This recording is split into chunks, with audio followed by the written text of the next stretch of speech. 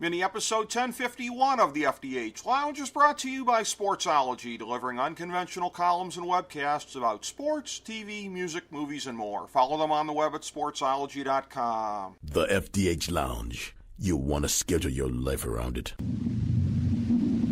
A long time ago, on a gloomy, wet Cleveland spring night, two men stand alone amidst the late-night drizzle. Their voices echo across the vacant station parking lot as they debate the merits of the great American radio show that have been missing for far too long. On that night, an idea was born. That idea became the FDH Lounge.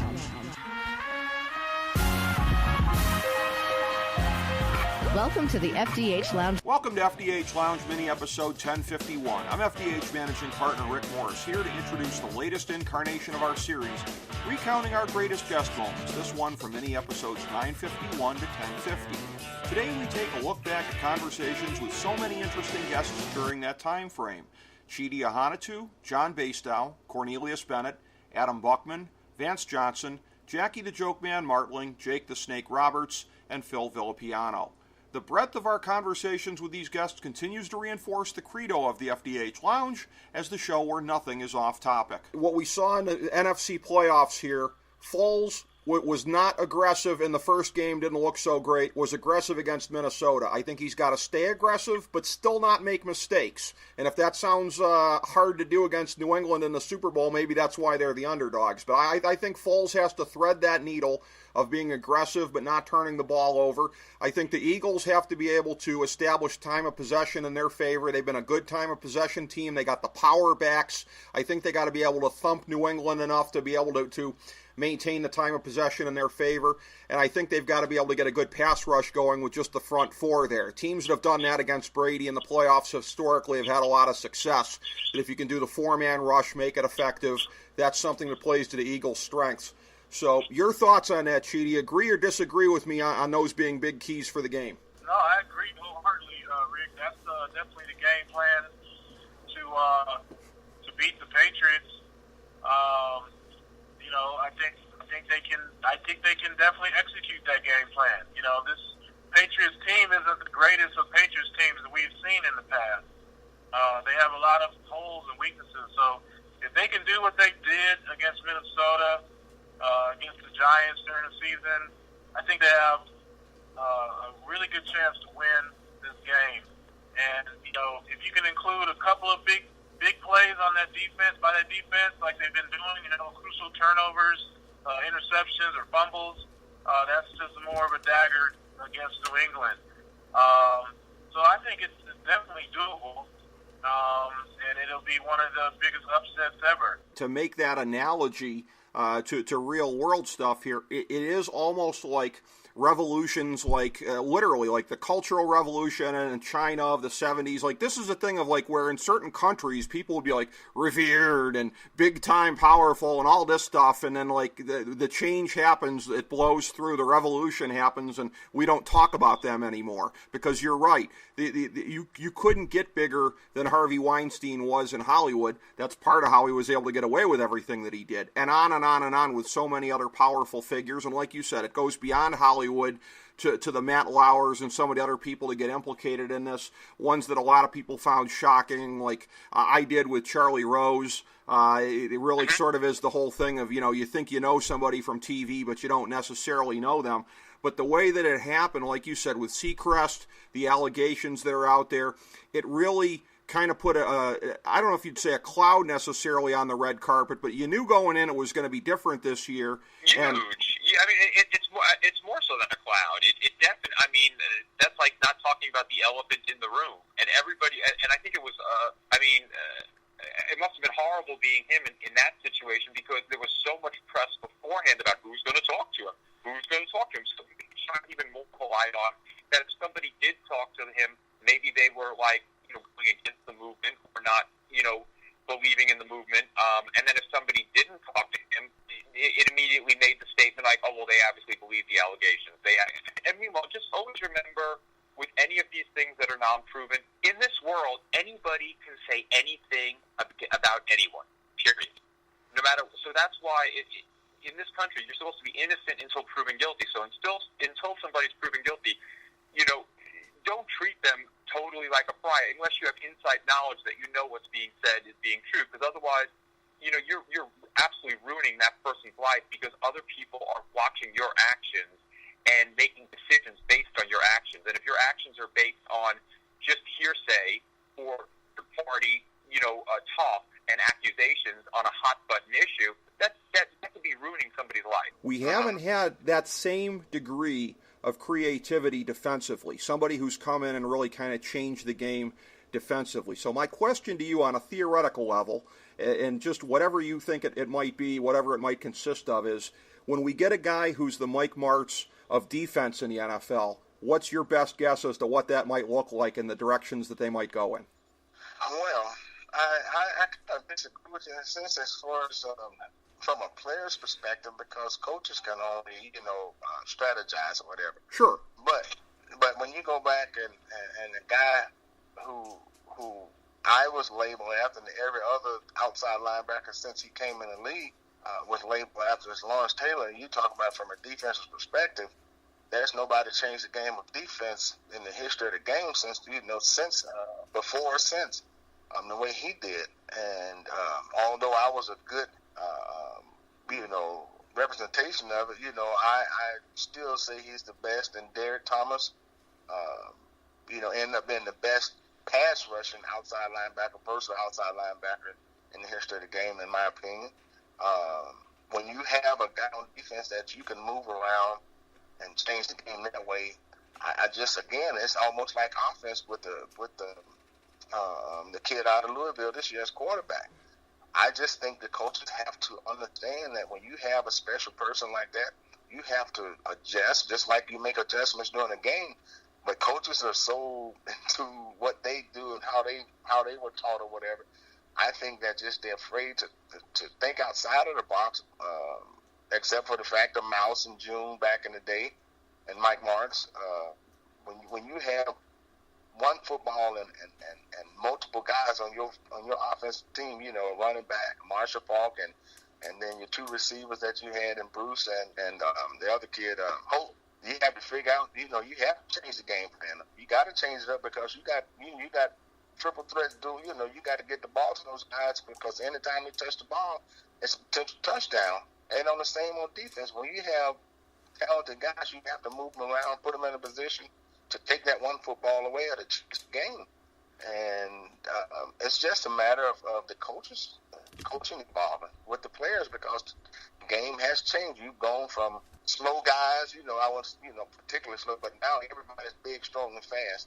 It's almost even across the board when you look at it position by position. So I would look at the coaching changing as far as evolving because the players have evolved. So, the coaches have evolved with time as well. But again, as much as I think it was better at that point in time, it just sort of backs up my point. Both Letterman and Stern, in ways that are underrated for each of them, I think, have been chameleons throughout pop culture in these 35 years and been able to adapt. Yes, and not only that, and in fact, that's the key to the reason why they are such titans or icons because of their lasting quality. I mean, Howard Stern's been on TV on radio a long time. Yeah. I mean, and I remember when he would occasionally do interviews. I mean, not with me, but there'd be interviews when he was at the height of his morning radio show, and he would say, in all honesty, and he probably talked about this on the radio because he was always so honest about his life and how this even contributed to the collapse of his marriage and things like this. Broadcasting is an exhausting thing to do. Mm-hmm. If you're Howard Stern, you're tired every day because that kind of contentious 4 or 4.5 hours of work starting in the early morning can wipe you out. Right.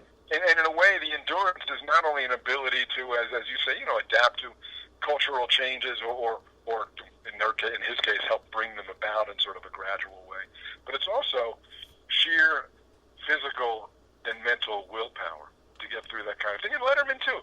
I think Johnny Carson was in some weird way kind of nuts for doing a show every day. And it made him kind of crazy. It made him, not crazy like he was a lunatic who was, sitting in his office babbling to himself. But it makes them wary of the public. and they kind of live relatively reclusive lives, even though money helps pay for those reclusions, and they do have friends and things like this. But it's a very interesting lifestyle that even in all the years I've covered people like this and observed them from the outside, I still don't have a full understanding of what their lives are like. Sure. I mean, Dave was on for an hour every day, and during the rest of the day, I understand that in the offices of the Ed Sullivan Theater, very few people really spoke to Dave. Yeah. And this is what I always say to people. This came up as recently as a year or two ago, when the Steve Harvey's memo got publicized. Mm-hmm. That he put out that memo where he told people in the office, "You got to stop waylaying me in the hallway asking for selfies and autographs. It's ridiculous."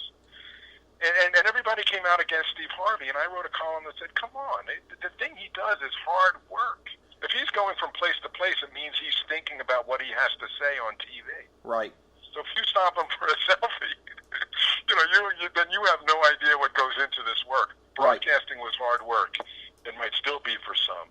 And this is the respect I have for people like Letterman and Stern, really like broadcasting Hall of Famers. This is, I think, a perfectly legitimate question to ask from a football historian point of view. But at least in 86, 87 there with the drive, I guess you could look at some of the other ones subsequently.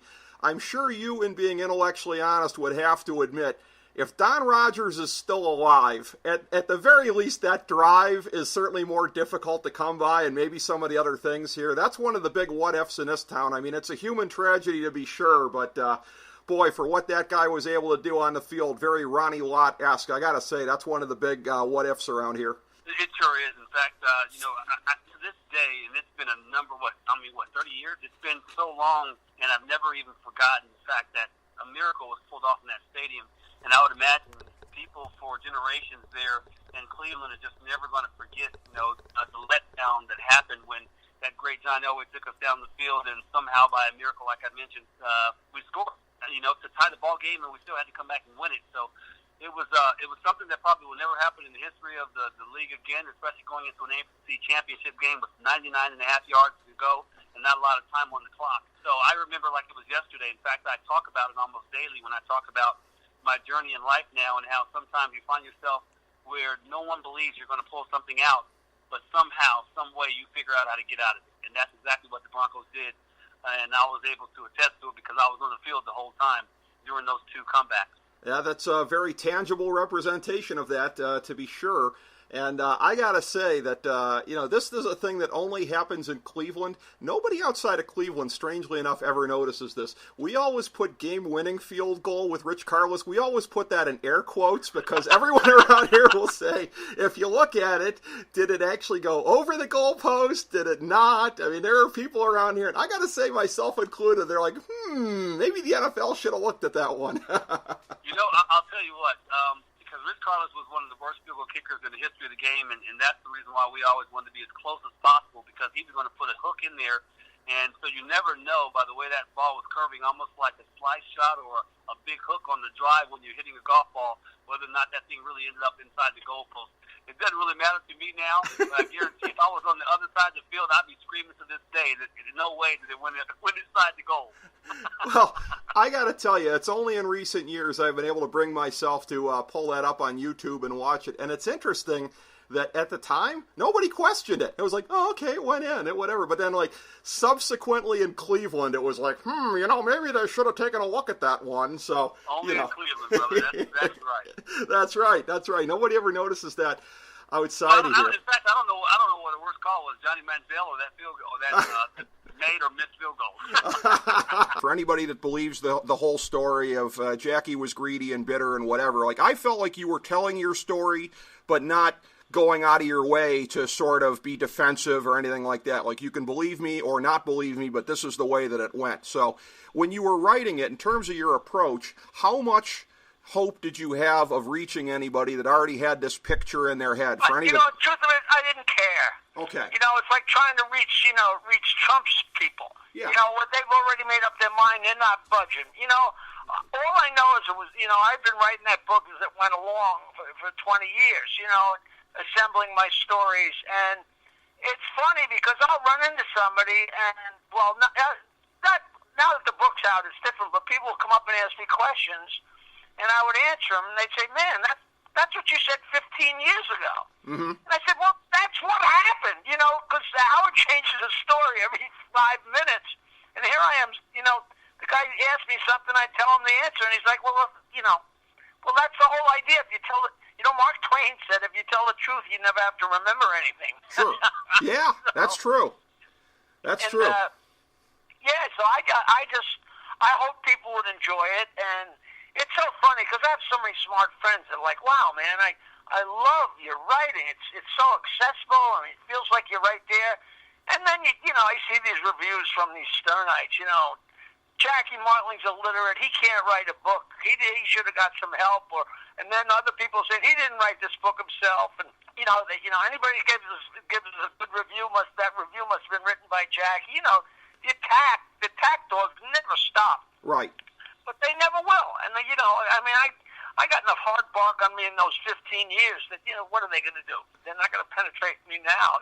Everybody thinks about your feud with Savage in 91, 92. What I go to the match in late 86 on Saturday night's main event because the way that everything was so spoon-fed back in the days, good guy in this corner, bad guy in this corner, they send you and Randy Savage out there. You guys both multi-talented as far as your psychology. I mean, Vince never trusted anybody to go out there and not be in a clear-cut, defined role, and they put you guys out there in a sort of experimental thing. That shows the trust in you right there, I think. Yeah, and it was a spot because Hogan wasn't on that show. Right. So it was the first time anybody went out there and was given as much time as we were given too. Now, the bad thing is we got Dick Ebersol in the back, and he's telling me and Randy that if you guys don't hold the numbers after you come back from commercials, you'll be back in Poughkeepsie doing local television real quick. And that was the worst thing in the world to tell Randy. Right. Because Randy, like, oh my God, brother, we got to do something special. No, you don't. What you do is you do what got you there. Mm-hmm. You don't change that. Randy wanted to change his whole gimmick around and do this other stuff. I'm like, Randy, what are you talking about? And basically the first 5-7 minutes of that match, I just blocked him off, and that's all I did. Uh-huh. Just blocked him, keep him off of me, because he was wanting to eat me alive. And I wasn't going to let him do that, because what are you going to do for the next 20 minutes? Right. But we made it, man. I had some great times with Randy. The thing with Elizabeth and him, and it was awesome. And that match should have went on to WrestleMania, but Randy hadn't smartened his in-laws up, and whenever I slapped Elizabeth, the in-laws went off on him. Oh. And basically told him, "Don't you ever come back, and we'll shoot your ass if you try to come in this house." And they ran him off. Because you said you'd never let a little girl get hurt. Well, she got slapped by a big man, blah, blah, blah, blah, blah, blah, blah. And, man, I see Randy, and he's pulling his hair out, man. He didn't have much left. And, they were going to split those two up afterwards. Uh-huh. No, she's not going back with you. You're not getting another opportunity to hurt her, And he goes, I got to do something right now. I got to beat you. I got to do this to you. I got to do that. I'm like, wait a minute. What the hell? But that's the way it went, man. We had to get out of it in a hurry because, her family were ready to shoot him. I thought it was pretty funny. But unfortunately, it was cut short, and it really was. I'm wondering if we jabbed some truth serum into some of the players, they're thinking to themselves, gee whiz, did I grab the short straw here, the Twin Cities, as opposed to New Orleans or another place? Like that, I tend to think of that song, that great song that Will Ferrell and John C. Reilly had from Step Brothers, Boats and Hoes. That's kind of the imagery that a lot of us get of Super Bowl week. They're in the Twin Cities. Yeah. Honest answer, Phil. How much of a letdown do you think it would be for players to be going there as opposed to a warm weather fun city in February? It's really nutty. We played in. We played in the Rose Bowl. It doesn't get much better than that. Funny thing, we played against the Vikings. So the